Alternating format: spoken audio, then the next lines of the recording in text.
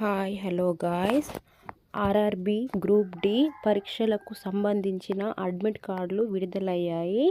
ఈ వీడియోలో చూపిస్తున్న వెబ్సైట్ లింక్ ద్వారా ఓపెన్ చేసుకొని మీ రిజిస్ట్రేషన్ నంబర్ను అలానే డేట్ ఆఫ్ బర్త్ను ఎంటర్ చేసి హాల్ టికెట్ డౌన్లోడ్ చేసుకోండి.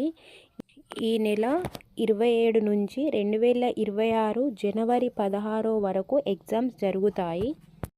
అలానే ఓఎంఆర్ సీటు కూడా మీకు వెబ్సైట్లో అందుబాటులో ఉంటాయి.